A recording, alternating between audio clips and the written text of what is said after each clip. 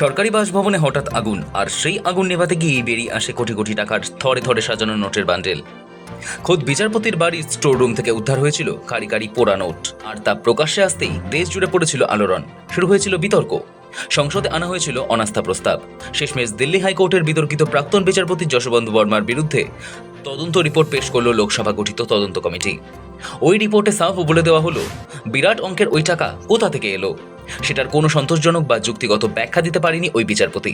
প্রাক্তন বিচারপতির ব্যাখ্যায় স্বচ্ছতা ও প্রাতিষ্ঠানিক দায়বদ্ধতার অভাব রয়েছে। শুধু তাই নয়, তার বিরুদ্ধে যে তদন্ত প্রক্রিয়া চলছিল সেটাতেও বিস্তর গলদ রয়েছে বলে রিপোর্টে দাবি করা হয়েছে।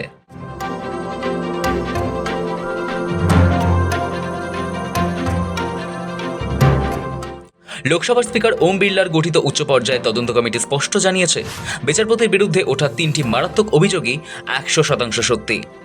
এই রিপোর্ট প্রকাশের পরই ইমপিচমেন্ট বা পদচ্যুতির চূড়ান্ত আইনি খাড়া নেমে আসার আগেই এলাহাবাদ হাইকোর্টের বিচারপতির পদ থেকে ইস্তফা দিয়েছেন যশবন্ত বর্মা। পুরো ঘটনার সূত্রপাত 2025 সালের 14 মার্চ।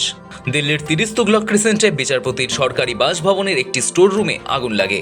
দমকল বাহিনী আগুন নেভাতে গিয়ে দেখে স্টোর রুমে প্রায় 1.5 ফুট উঁচু 500 টাকার নোটের পাহাড় জমে রয়েছে। খবর ছড়াতেই বিচার বিভাগীয় মহলে তোলপাড় শুরু হয়। তৎকালীন প্রধান বিচারপতি সঞ্জীব খান্না প্রামাণিক তদন্তের নির্দেশ দেন এবং তাকে দিল্লি হাইকোর্ট থেকে এলাহাবাদ হাইকোর্টে বদলি করে বিচার বিভাগীয় কাজ থেকে বিরত রাখা হয়। পরবর্তীতে সেপ্টেম্বরে লোকসভায় ইমপিচমেন্টের প্রস্তাব পাশ হওয়ার পর 3 সদস্যের যৌথ তদন্ত কমিটি গঠিত হয়। তদন্ত কমিটির রিপোর্টে জানা গেছে, অগ্নিকাণ্ডের পর স্টোর রুম থেকে 500 টাকার নোটের সাজানো প্রচুর নগদ টাকা পাওয়া গিয়েছিল। এটি কয়েকটা খুচরো নোট ছিল না, বরং ছিল বান্ডিল ও স্ট্যাকের পাহাড়। বিচারপতির এই বিপুল টাকার সঠিক উৎস বা মালিকানা জানাতে সম্পূর্ণ ব্যর্থ হয়েছেন। দ্বিতীয়ত, ঘটনার পর প্রমাণ নষ্ট করার চেষ্টা করা হয়েছিল। দমকল ও পুলিশ চলে যাওয়ার পর তড়িঘড়ি স্টোর রুম সিল না করে পরিষ্কার করে ফেলা হয়, যার ফলে আসল টাকা বাজেয়াপ্ত করা সম্ভব হয়নি। এতে বিচারপতির কর্মীরা জড়িত ছিলেন। তৃতীয়ত, জেরার মুখে বিচারপতির দেওয়া সমস্ত যুক্তিকে বিভ্রান্তিকর ও অসত্য বলে খারিজ করে দিয়েছে কমিটি।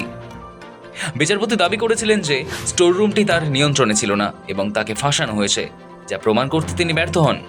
তার বিরুদ্ধে তদন্তে সব প্রমাণ, সব তথ্য সংরক্ষণ পর্যন্ত করা হয়নি। সব মিলিয়ে গোটা বিষয় একাধিক ক্ষেত্রে দোষী ওই বিচারপতি। তবে টাকা উদ্ধার হওয়া সত্ত্বেও তা সিজ করা না হওয়ায় মোট কত টাকা ছিল তার সঠিক অঙ্ক জানা যায়নি। তদন্ত চলাকালীন নিজেকে বাঁচাতে সুপ্রিম কোর্টেও গিয়েছিলেন যশবন্ত বর্মা, কিন্তু শীর্ষ আদালত তার আবেদন খারিজ করে দেয়। অবশেষে সমস্ত অভিযোগ প্রমাণিত হওয়ার পর সংসদে পদচ্যুত বা বরখাস্ত হওয়ার লজ্জা এড়াতে রাষ্ট্রপতিকে নিজের পদত্যাগপত্র পাঠিয়ে দেন তিনি। সংবিধান অনুযায়ী এই ইস্তফা গৃহীত হওয়ার পরই তার বিচার বিভাগীয় অধ্যায়ের সমাপ্তি ঘটেছে। লোকসভা নির্দেশিত তদন্ত কমিটি জানিয়ে দিয়েছে, বিচারপতি বর্মার বিরুদ্ধে আইনানুগ ব্যবস্থা নেওয়া হোক।